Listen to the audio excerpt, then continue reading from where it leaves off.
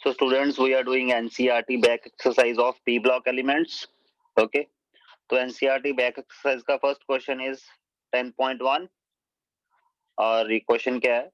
Discuss the pattern of variation in oxidation state of boron to thallium and carbon to lead. Okay. जैसे कि आपको पता है in case of group number 13 ये पूछ रहे हैं कि boron to thallium oxidation state की वेरिएशन कैसे होती है. इसको हमने पढ़ा था कि ग्रुप नंबर 13 की मोस्ट स्टेबल सबसे हाईएस्ट ऑक्सीजन स्टेट कौन सी है? +3. Okay. But as we move down the group the +1 state will be more stable and +3 state will start becoming less stable. Okay. तो ये जो नीचे वाले एलिमेंट्स हैं जैसे थैलियम है, थैलियम के 2 क्लोराइड एग्जिस्ट करते हैं, thallium monochloride, thallium trichloride. Monochloride is much more stable as comparison to trichloride. Why this is so? Because of inert pair effect. Okay. Inert pair effect की वजह से thallium का जो monochloride है that is much more stable as comparison to trichloride. Now in case of carbon to lead, इसके case में भी same ही है. कार्बन टू लेड में आपको पता है these elements are of group 14. तो आपको पता है 14 के केस में 2 तरह की ऑक्सीजन स्टेट कौन सी है? +4 एंड +2. डाउन द ग्रुप जाओगे तो +4 ऑक्सीजन स्टेट की स्टेबिलिटी कम होगी, +2 ऑक्सीजन स्टेट की स्टेबिलिटी बढ़ेगी. और रीजन क्या क्या है? रीजन है शील्डिंग इफेक्ट. शील्डिंग इफेक्ट किसका ज्यादा होता है? SPDF और penetration effect.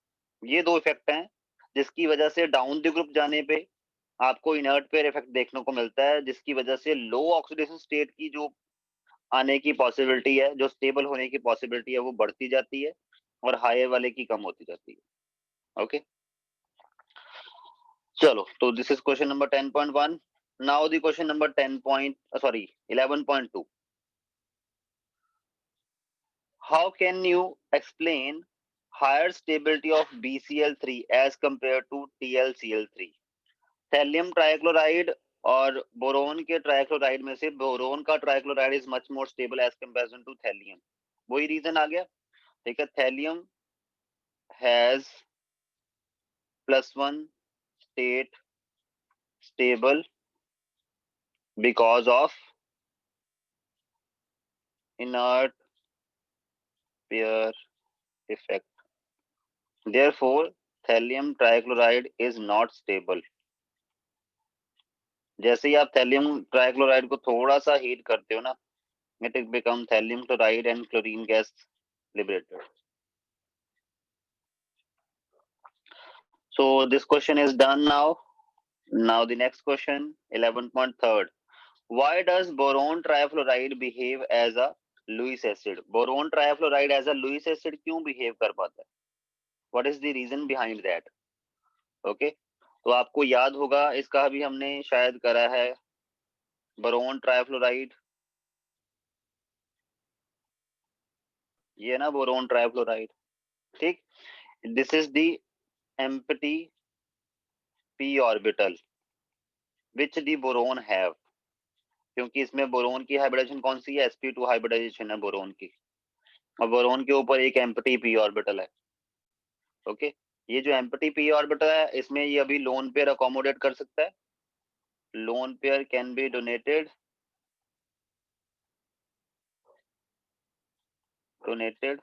okay. Therefore, boron can accept lone pair. Therefore, it can act like Lewis acid. तो ये as a Lewis acid act कर सकता है. हाँ जी, कर सकता है. Okay.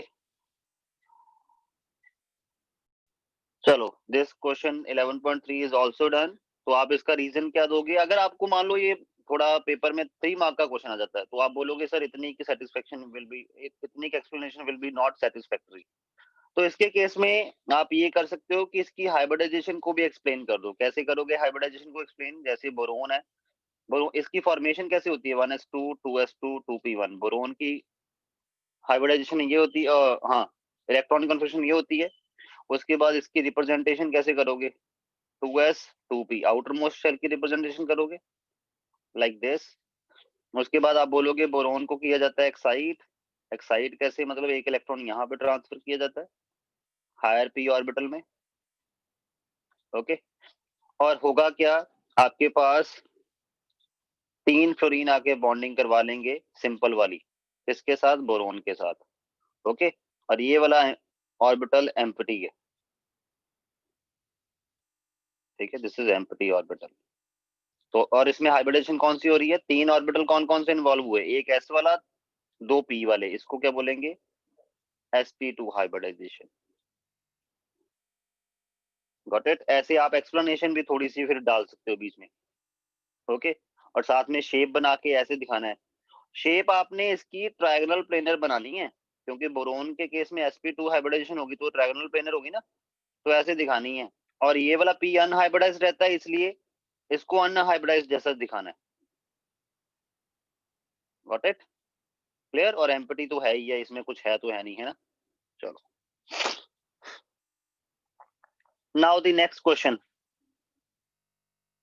11.4, consider the compounds BCl3 and CCl4, how will they behave with water, justify। जो BCl3 है वो वाटर के साथ रिएक्ट कर जाता होता है। ओके, तो आपके पास ये बन जाएगा। ओके, +3 HCl के मॉलिक्यूल रिलीज होते हैं, इसको बैलेंस करना है तो यहाँ पे 3। ओके, बट जो CCl4 है वो वाटर के साथ रिएक्ट नहीं करता। क्या रीजन है ऐसा, ऐसा क्यों नहीं हो रहा, रिएक्शन क्यों नहीं हो रही। उसका रीजन छिपा है, बोरोन के पास एम्प्टी ऑर्बिटल है, कार्बन के पास नहीं है। क्योंकि मैंने बोला था वाटर के साथ वही रिएक्शन करवा सकता है कंपाउंड जिसके सेंट्रल एटम के पास अगर एम्प्टी ऑर्बिटल है, so that he can accommodate the lone pair from the oxygen of the water.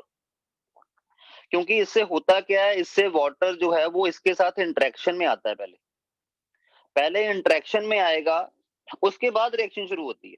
अगर मान लो इंटरेक्शन ही नहीं हो रही, ठीक है, तो क्या होगा, तो जैसे इसके केस में नहीं होगी क्योंकि कार्बन के पास कोई एम्प्टी ऑर्बिटल बचा ही नहीं है, ठीक है।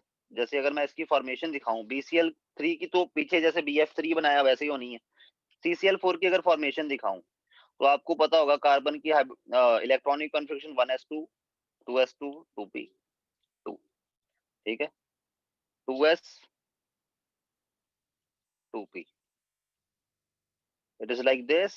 कार्बन को एक्साइट करवाना है, क्यों करवाना है एक्साइट, क्योंकि 4 क्लोरीन जोड़ने हैं, और 4 क्लोरीन जोड़ने के लिए 4 हाफ फिल्ड ऑर्बिटल चाहिए। ओके, तो इसको एक्साइट करवा दिया लाइक दिस, एक्साइटेशन हो गई है अब ऐसे। ओके, अब एक्साइटेशन के बाद ये बन गया, अब 4 क्लोरीन आएंगे, चारों सिंपल वाला कोवलेंट बॉन्ड इसके साथ बना लेंगे। ओके, बट कार्बन के ऊपर कोई एम्प्टी ऑर्बिटल बचा नहीं, बचा, क्योंकि 2d तो होता ही नहीं है, डी की स्टार्टिंग तो थर्ड वाले शेल से होती है ना। तो इट मींस अब अगर वाटर इसके साथ इंटरेक्ट करना चाहे तो कैसे इंटरेक्ट करे, ठीक, क्योंकि एक तो ये कोवलेंट कंपाउंड है ना, दूसरा इसके सेंट्रल एटम पे अब कोई एम्प्टी डी ऑर्बिटल भी नहीं बचा। ये डी ना होके पी होता, कोई भी होता, बट होता है ही नहीं है। ओके, तो इंटरेक्ट कैसे करेगा, interaction is not possible, but BCl3 में पॉसिबल है। तो इसलिए पहले इंटरेक्शन हो जाती है, जिसकी वजह से फिर बाद में रिएक्शन हो जाता है। ओके, और आपके पास क्या बनता है, ये आपका, इसका नेम क्या है, बोरिक एसिड। देखने में लग रहा है कि ये बेस का स्ट्रक्चर, बेस है, नहीं, एक्चुअल में ये ऐसे है, this is the boric acid, है ना। इसको ऐसे भी लिख देते हैं, और इसको लिखने का तरीका एक और है, H3BO3। Got it. और बट ये ट्राई बेसिक एसिड नहीं है, ये एक मोनोबेसिक एसिड है, मोनोबेसिक एसिड, ठीक है। क्यों, क्योंकि ये अपना H पॉजिटिव आयन रिलीज ही नहीं करता, ये वाटर से H पॉजिटिव आयन रिलीज करवाता है, वाटर को डिसोसिएट करके एक और OH अपने साथ जोड़ लेता है और उसका H पॉजिटिव आयन रिलीज करवा देता है। ओके, अगला क्वेश्चन यही है, इसी के बेसिस पे है, 11.5, is boric acid is a protic acid.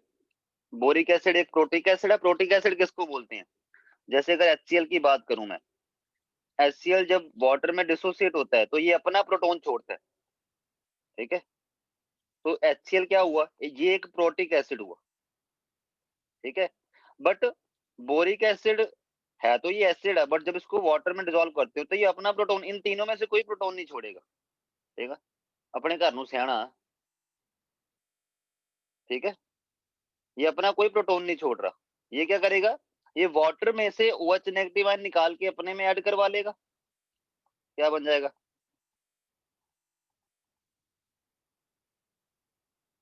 It will be like this, जिसको शॉर्ट ये हाइड्रोक्साइड आयन है, ऐसे इसको शॉर्ट फॉर्म में ऐसे लिख सकते हो, BOH4 negative plus H positive ion will be release. ये वाटर का H पॉजिटिव, ये OH नेगेटिव आयन तो इसके साथ जुड़ गया, प्लस H पॉजिटिव आयन ये यहाँ पे निकला।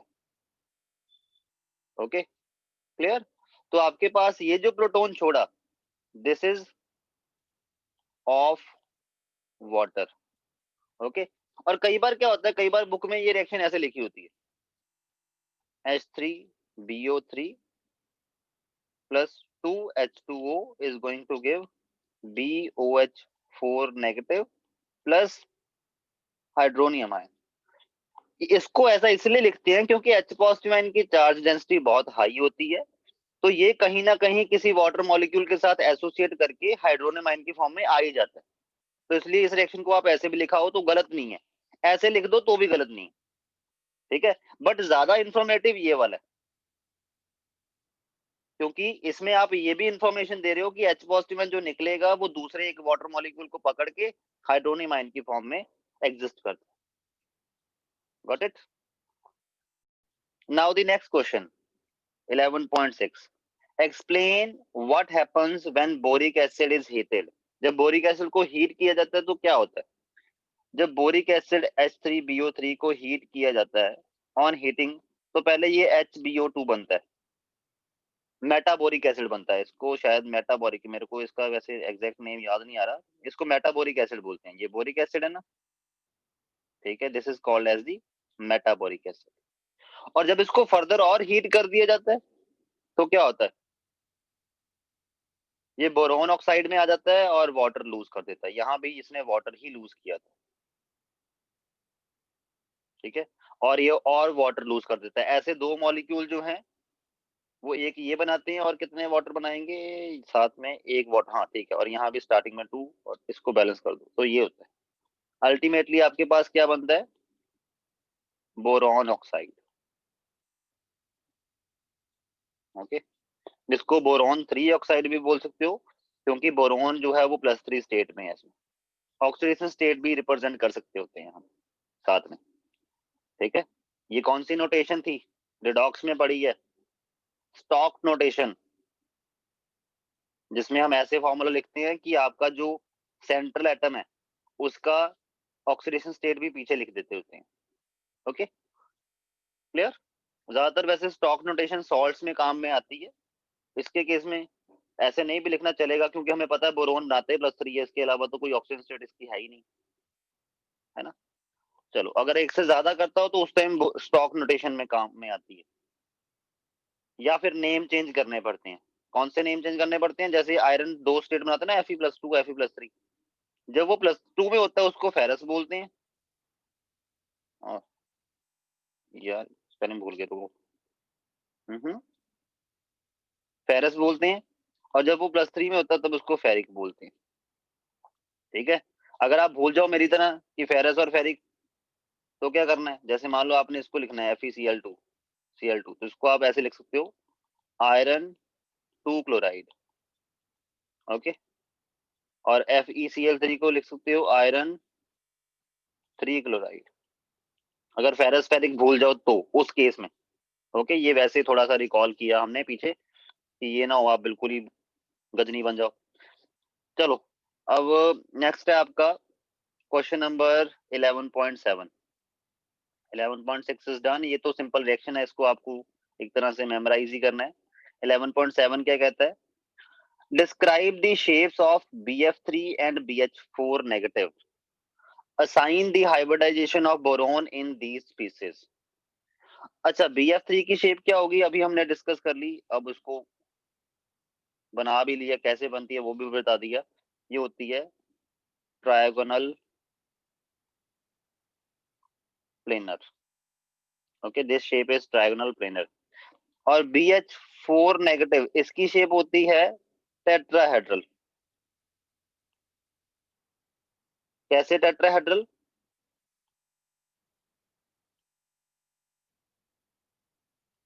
एक हाइड्राइड का जो आयन है ना वो BH3 में ये BH4 नेगेटिव आयन बना कैसे होगा? BH3 में हाइड्राइड आयन ऐड हो रखा है जिसकी वजह से वो BH4 नेगेटिव बना है, लाइक दिस. ओके, और ये कैसे ऐड हो रखा है? ये बायोडेटिव बॉन्ड ऐड हो रखा है इसमें, क्योंकि बोरोन के पास जो एम्प्टी ऑर्बिटल होता है, ठीक, अगर मैं इसकी एक्सप्लेनेशन इसकी फॉर्मेशन एक्सप्लेन करूं तो जैसे बोरोन को एक्साइटेड स्टेट में सीधा लेके जा रहा हूं मैं, 2s 2p ऐसे था ना एक्साइटेड स्टेट में बोरोन. अब 3 हाइड्रोजन तो ऑलरेडी जुड़ रखे हैं सिंपल वाले बॉन्ड्स के साथ. ओके, एक हाइड्राइड आयन आया, ठीक है, जिसके पास दोनों इलेक्ट्रॉन अपने हैं. ओके, तो इसने बोरोन से पूछा होगा कि मैं बॉन्ड बना लूं, इसने बोला बना ले, मेरे को क्या है, मेरा कौन सा कुछ जा रहा है, उल्टा फायदा ही हो रहा है ना. तो होगा क्या, अब इसने यहाँ पे इसके साथ डेटिव बॉन्ड बना लिया. हाँ, बट इसने इसको बोला था कि तेरे को फिर अपनी हाइब्रिडाइजेशन चेंज करनी पड़ेगी. ठीक है, तो हाइब्रिडाइजेशन चेंज करके अब कौन सी हाइब्रिडाइजेशन करवाएगा ये? sp3. क्योंकि हाइब्रिडाइजेशन का रूल क्या कहता है? empty orbitals can also be participate in the hybridization and fully filled orbitals can also be participate in the hybridization. जरूरी नहीं कि हाफ फिल्ड ऑर्बिटल ही पार्टिसिपेट करने हो, वो डिपेंड करता है कंडीशंस के ऊपर. जैसे इसने अब हाइड्राइड आयन को भी अकोमोडेट करना है और हाइड्राइड आयन कह रहा है कि नहीं मैं तो अनहाइब्रिडाइज्ड में नहीं बैठूंगा, मैं तो हाइब्रिडाइज्ड में बैठूंगा. ठीक है, तो उसने इससे पूछा कि चलो बना ले फिर हाइब्रिडाइजेशन. उसने बोला ठीक है, मेरे को कोई प्रॉब्लम नहीं है. तो हाइब्रिडाइजेशन में इसको भी इन्वॉल्व कर लिया, उसके बाद बॉन्डिंग करवाई है इन चारों के साथ. क्योंकि एक्चुअल में वैसे मैंने ये दिखा तो दिया ना अलग से, ठीक है, एक्चुअल में ये चारों बॉन्ड सेम लेंथ वाले होते हैं. ओके, इसको वैसे ऐसे रिप्रेजेंट ना करके ऐसे करा जाता है, सिंपल. ठीक है, और इसके ऊपर होल नेगेटिव ऐसे दिखा दिया जाता है. ये नहीं दिखाया जाता कि ये वाला हाइड्रोजन है हाइड्राइड वाला, या ये है कि ये है कि ये. ठीक है, चारों में से कोई भी हो सकता है, इसलिए इसको सिंपल ऐसे दिखाया जाता है और चारों ये बॉन्ड इक्वल लेंथ वाले. ये तो फॉर्मेशन को एक्सप्लेन करने के लिए मैंने आपको समझाया ऐसे. ओके, तो हाइब्रिडाइजेशन sp3 है इसमें बोरोन में, इसमें बोरोन की सॉरी, तो इसमें कौन सी हाइब्रिडाइजेशन है? sp3. और इसमें कौन सी हाइब्रिडाइजेशन है? sp2. ओके, तो ये चलो फॉर्मेशन एक्सप्लेन कर दी. पेपर में आपने ये ऐसे वाली एक्सप्लेनेशन करनी है कि नहीं करनी है, ये वाली वो डिपेंड करेगा मार्क्स के ऊपर. अगर आपको ज्यादा लेंथी क्वेश्चन बनाना है, 3 नंबर का क्वेश्चन है, ठीक है, आपको लगता है कि ये नहीं यार ये मजा नहीं आया, थोड़ा सा और एक्सप्लेन कर देते हैं, तो फिर ये ठीक है. और अगर आपको लगे कि नहीं सेटिस्फैक्टरी है, शेप शूप बना दी है बढ़िया तरीके से मस्त, तो फिर वहीं पे ओवर. ओके, चलो नेक्स्ट क्वेश्चन क्या है आपके पास? Write reactions to justify amphoteric nature of aluminium.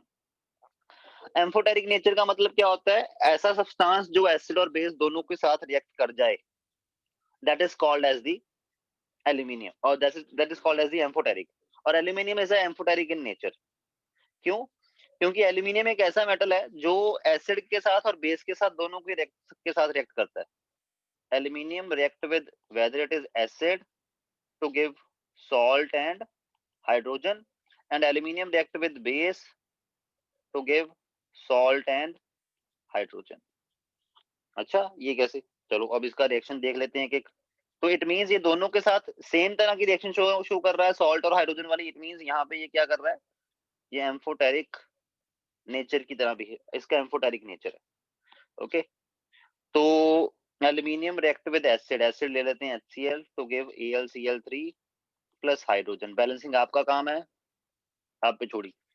अब aluminium react with base, base ले लेते हैं KOH. Okay, it is going to give aluminium potassium aluminate plus hydrogen. Okay, but मैंने बोला था कि एक्चुअल में ये फर्दर रिएक्ट कर जाता है, ये 10th लेवल तक ठीक रखता है. ओके, फर्दर रिएक्ट करके क्या बनाएगा? पोटाशियम 10. इसको बोलो आप अभी, हालांकि कोऑर्डिनेशन कंपाउंड्स की नेमिंग हमने करी नहीं है, बट इसको आप बस सिंपल में आप बोलना चाहते हो तो आप बोलो potassium tetra hydroxide aluminium. Okay, ये एक सॉल्ट है और साथ में hydrogen gas. Got it?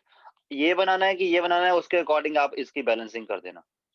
But I will recommend कि रिएक्शन में आप ये ना लिख के ये लिखना प्रोडक्ट में ये वाला सॉल्ट, क्योंकि ये 10th लेवल तक ठीक है। ओके, ये फर्दर रिएक्ट होके अल्टीमेट स्टेट में आता है, तो इसलिए आपने ये लिखना है रिएक्शन में। ओके, चलो। तो इससे जस्टिफाई हो रहा है ना एम्फोटेरिक नेचर, क्योंकि aluminium is reacting with both acid as well as base to give salt and hydrogen gas, so that's why aluminium is amphoteric in nature. Okay, amphoteric का दूसरा नेम हिंदी में बिन पेंदे का लोटा, है ना, सामने वाले के अकॉर्डिंग अपना नेचर चेंज करने वाला। 11.9 what are electron deficient compounds? Are BCl3 and SiCl4 electron deficient species? Explain. Electron deficient compound किसको बोलते हैं? जिनके केस में उनका सेंट्रल एटम का ऑक्टेट कंप्लीट नहीं होता। Central atom octet not complete, they are called as the electron deficient compounds. Okay, अब मैं बात करूं BCl3 की, तो ये इलेक्ट्रॉन डेफिशिएंट कंपाउंड है। यस, क्यों कंपाउंड इलेक्ट्रॉन डेफिशिएंट है ये? क्योंकि उसके ऊपर एक एम्प्टी ऑर्बिटल है और इसका वैसे भी ऑक्टेट कंप्लीट नहीं हो रखा, octet not complete. Okay, clear? But अगर मैं बात करूं SiCl4 नेगेटिव, ये इलेक्ट्रॉन डेफिशिएंट स्पीशीज है? नहीं, ये इलेक्ट्रॉन एग्जैक्ट है। SiCl4 it is electron exact. Okay, तो इट इज लाइक दिस, ये होता है SiCl4, बिल्कुल इलेक्ट्रॉन एग्जैक्ट, पूरे पूरे इलेक्ट्रॉन है इसमें।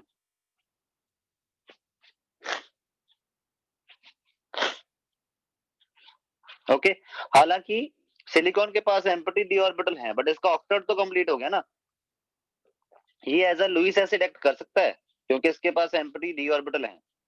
It can be Lewis acid, but यहाँ पे लुईस एसिड लुईस बेस नहीं पूछा, इन्होंने क्या पूछा कि ये इलेक्ट्रॉन एग्जैक्ट है कि नहीं है।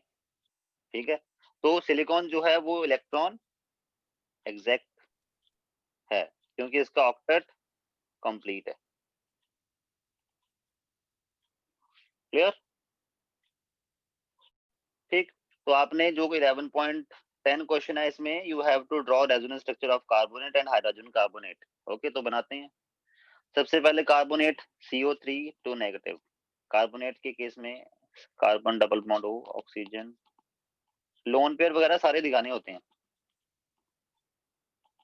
Like this. यहाँ पे अगर ये डबल बॉन्ड बनाने के लिए अपने 2 इलेक्ट्रॉन भेज दे तो इस ऑक्सीजन को यहाँ से डबल बॉन्ड के 2 इलेक्ट्रॉन अपने ऊपर लेके जाने पड़ेंगे। क्यों? क्योंकि कार्बन 4 बॉन्ड से एक्स्ट्रा बॉन्ड बना ही नहीं सकता, चाह के भी नहीं, क्योंकि ये इलेक्ट्रॉन एग्जैक्ट है और इसके पास एम्प्टी डी ऑर्बिटल भी नहीं है। तो इसका नेक्स्ट कौन सा बनेगा resonance structure? It will be like this और यहाँ पे डबल बॉन्ड। ठीक, देखो रेजोनेंस स्ट्रक्चर के दौरान जो ओवरऑल चार्ज की वैल्यू रहती है वो चेंज नहीं कभी होती। रेजोनेंस के दौरान ओवरऑल चार्ज कितना है इस पूरी स्पीसीज पे? -2। कार्बोनेट के पूरी स्पीसीज पे कितना ओवरऑल चार्ज है? -2। तो जो नेक्स्ट रेजोनेंस स्ट्रक्चर बनेगा उसके ऊपर रेजोनेंस कितना चार्ज होगा? -2, तो -2 ही आया ना। ओके, अब एक और पॉसिबिलिटी है, ये जो हमने करा ना ये कि ये ऑक्सीजन का लोन पेयर इसके यहाँ पे डबल बॉन्ड बनाने आया और ये डबल बॉन्ड यहाँ इससे इसके ऊपर शिफ्ट हो गया, वो ये ऑक्सीजन भी करवा सकता था कि ये यहाँ पे डबल बॉन्ड बनाने के लिए इलेक्ट्रॉन भेज दे और ये डबल बॉन्ड वाले दोनों इलेक्ट्रॉन ऑक्सीजन के ऊपर चले जाएं। तो इट मींस एक और रेजोनेंस स्ट्रक्चर ये वाला है।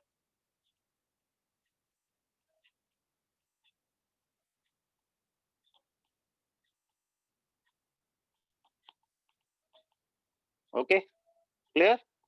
तो इसके 3 रेजोनेंस स्ट्रक्चर बनते हैं, एक ये और एक ये। ठीक है, और इसका एविडेंस क्या है? इसका एविडेंस ये है कि जब इसकी एक्चुअल में बॉन्ड लेंथ नोट करी गई है ना, तीनों ऑक्सीजन के बॉन्ड्स की इक्वल लेंथ आई है। ओके, क्योंकि जो इसका एक्चुअल में स्ट्रक्चर होगा वो तीनों का एवरेज होगा, और एवरेज ऐसे भी होगा कि नेगेटिव चार्ज भी इन तीनों बॉन्ड्स के ऊपर इक्वली स्प्रेड हो रखा होगा। टोटल कितना नेगेटिव चार्ज है? -2 ना, वो -2 पूरे मॉलिक्यूल के ऊपर इक्वली स्प्रेड हो रखा होगा। ओके, ये होता है बेनिफिट ऑफ रेजोनेंस। बट जो हाइड्रोजन कार्बोनेट है उसकी भी बना लेते हैं, जैसे मैंने बनाए हुए थे। ओके, ये पहले मैं डिस्कस कर चुका हूँ, पर एक बार दोबारा डिस्कस कर रहे हैं। तो हाइड्रोजन कार्बोनेट HCO3 नेगेटिव। अब इसके केस में एक्चुअल में स्ट्रक्चर क्या है? ये OH, it is like this, और ये वाला ऑक्सीजन नेगेटिव है ऐसे। ठीक, तो इसका बनाओ resonance structure. It will be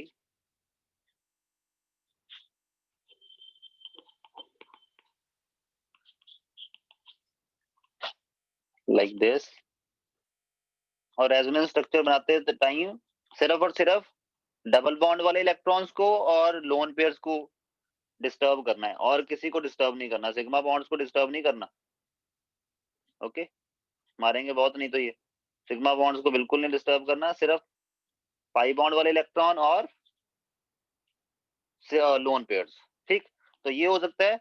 एक रेजोनेंस स्ट्रक्चर ये भी बन सकता है। कौन सा रेजोनेंस स्ट्रक्चर बन सकता है? ये यहाँ से ये इधर हुआ होता। ठीक है, ऐसे करके। तो मतलब ये इसको ऐसे और एक ये ऐसे, तो क्या होएगा आपका? ये बन जाएगा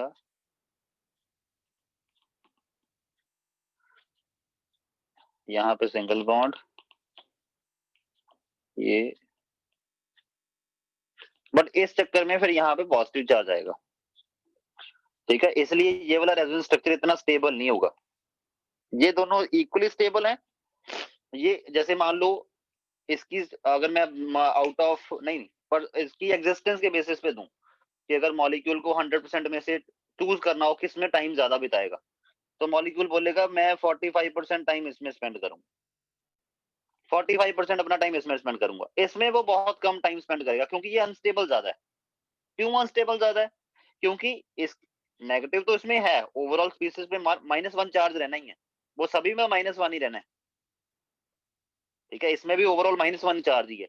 बट इसमें क्या हुआ, रेजोनेंस के दौरान थोड़े चार्ज और डेवलप हो गए, जिससे ये पार्शियल रीजन क्रिएट हो रहे हैं, पॉजिटिव और नेगेटिव वाले। और ऐसा नहीं करना होता। अगर ओवरऑल -1 चार्ज है तो ओवरऑल -1 अंदर भी कहीं -1 ही होना चाहिए। ये नहीं कि और चार्ज वाले रिएजन क्रिएट कर देने जैसे इसमें क्रिएट हो गए। हालांकि इन दोनों का ओवरऑल 0 चार्ज बन रहा है, बट फिर भी ये चार्ज वाले रीजन क्रिएट हो रहे हैं, ऐसा होता नहीं है एक्चुअल में। ओके, तो इसमें मॉलिक्यूल बोलेगा मैं 5 to 10% टाइम ही एग्जिस्ट करूंगा। हो सकता है मैं ये भी ज्यादा बोल रहा हूँ कि 49% और इसमें सिर्फ 2% ही हो। ठीक है, तो मॉलिक्यूल जब इसका एवरेज स्ट्रक्चर देखा जाएगा इस मॉलिक्यूल का, वो इन दोनों को ज्यादा रिजेंबल कर रहा होगा। जिनमें ज्यादा टाइम स्पेंड कर रहा है उनमें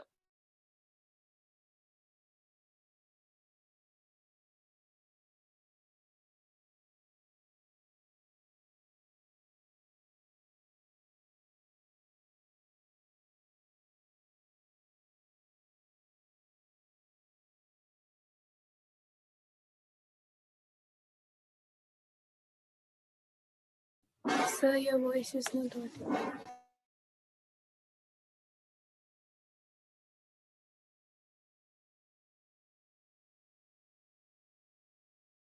सो आई वाज सेइंग कि जो ये मॉलिक्यूल है 49% टाइम इसमें, 49% टाइम अपना इसमें और 2% टाइम अपना इसमें स्पेंड कर रहा है। तो अगर इसका एवरेज स्ट्रक्चर निकाला जाए, एक्चुअल में जो एवरेज स्ट्रक्चर होता है that is the final structure of the molecule.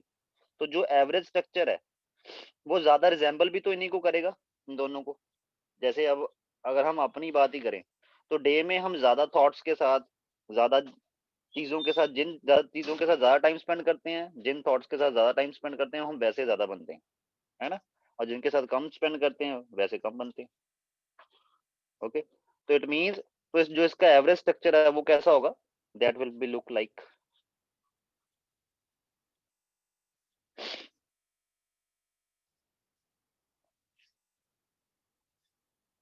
जो -1 चार्ज है वो इतने रीजन में स्प्रेड करेगा बस।